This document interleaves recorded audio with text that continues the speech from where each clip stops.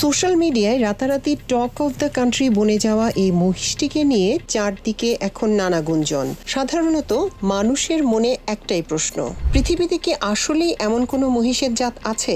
Internet ঘাঁটলে দেখা যায় Thailand বা ব্রাজিলের মতো দেশে মাঝে মাঝে এমন সাদা মহিষের দেখা মেলে যা কোটি টাকায় বিক্রি হয়। কিন্তু প্রাণী বিজ্ঞানীরা কি বলছেন? বাংলাদেশের চেনা কালো বা ধূসর মহিষের ভিড়ে এই ডোনাল্ড ট্রাম্প এলো কোথা থেকে? বিজ্ঞান বলছে এই মহিষটি কোনো আলাদা জাত বা নতুন কোনো প্রজাতি নয়। এর এই অদ্ভুত সুন্দর রূপের পেছনে রয়েছে এক বিরল জিনগত পরিবর্তন, চিকিৎসা বিজ্ঞানের ভাষায় যাকে বলা হয় অ্যালবিনিজম। সহজ কথায়, মানুষ বা প্রাণীর শরীরের ত্বক, চুল বা লোমের রং কেমন হবে তা নির্ধারণ করে মেলানিন নামে একটি উপাদান। যার শরীরে মেলানিন যত বেশি, তার রং তত গাঢ়। বাংলাদেশের আবহাওয়ায় মহিষের শরীরে মেলানিন বেশি থাকে বলে তারা কালো হয়। কিন্তু এই ডোনাল্ড ট্রাম্প মহিষটির ক্ষেত্রে ঘটেছে এক ব্যতিক্রমী ঘটনা। জন্মগতভাবেই এর শরীরে মেলানিন তৈরির প্রক্রিয়া বাধাগ্রস্ত হয়েছে, আর এই জিনের খেলার কারণেই সে কালো না হয়ে পেয়েছে এমন নজরকাড়া সাদা ক্রিম রং আর গোলাপি আভা। এখানেই আসে সাংবাদিকতার সবচেয়ে বড় সততা। অনেক গণমাধ্যম একে বিরল প্রজাতির মহিষ বলে প্রচার করছে, যা সম্পূর্ণ ভুল। প্রজাতি বা জাত আর জিনগত বৈশিষ্ট্য এক জিনিস নয়। এটি কোনো মানুষের তৈরি খামারি কৌশল বা অলৌকিক ঘটনা নয়। এটি স্রেফ প্রকৃতির একটি বিরল জিনগত ত্রুটি বা বৈশিষ্ট্য। তাই একে বিরল প্রজাতি না বলে বিরল জিনগত বৈশিষ্ট্যযুক্ত মহিষ বলাই যুক্তিযুক্ত।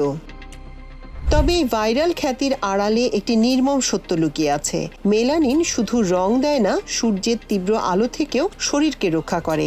ডোনাল্ড ট্রাম্প মহিষটির শরীরে মেলানিন না থাকায় সে রোদের প্রতি প্রচণ্ড সংবেদনশীল। অতিরিক্ত আলো ও মানুষের ভিড়, চিল্লাচিল্লি বা ক্যামেরার ফ্ল্যাশ এই নিরীহ প্রাণীটিকে মারাত্মক মানসিক ও শারীরিক ঝুঁকিতে ফেলতে পারে।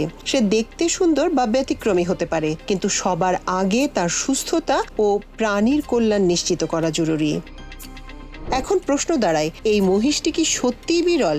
বাংলাদেশের প্রসঙ্গে বলা যায়, এ ধরনের অ্যালবিনো বৈশিষ্ট্য বিরলই। বিশ্বস্ত পশু চিকিৎসক বা জেনেটিক পরীক্ষার মাধ্যমে নিশ্চিত না করে শুধু বাইরের চেহারা দেখে সিদ্ধান্ত নেওয়া ঠিক হবে না। তাই খামারিরা ও সংশ্লিষ্ট কর্তৃপক্ষকে অনুরোধ করা যেতে পারে তারা প্রাণীর স্বাস্থ্য ও নিরাপত্তাকে যেন অগ্রাধিকার দেন, অযথা ভিড় করে লোকজনকে আকৃষ্ট না করেন এবং যদি সম্ভব হয় সংশ্লিষ্ট বিশেষজ্ঞদের কাছে বিস্তারিত পরীক্ষা করান।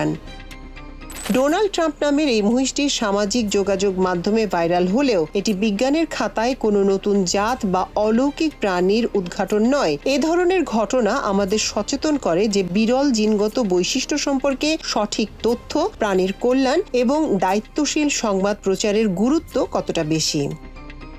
প্রকৃতির এই অদ্ভুত ও সুন্দর সৃষ্টিকে দেখতে চাওয়াটা অস্বাভাবিক নয়, তবে তা যেন তার কষ্টের কারণ হয়ে না দাঁড়ায়। প্রকৃতির এই জিনগত খেলা আপনাকে কতটা মুগ্ধ করলো? আপনি কি এর আগে এমন অ্যালবিনো প্রাণী দেখেছেন? কমেন্ট করে আমাদের জানান। ভিডিওটি ভালো লাগলে শেয়ার করে সবাইকে সত্যটি জানার সুযোগ করে দিন।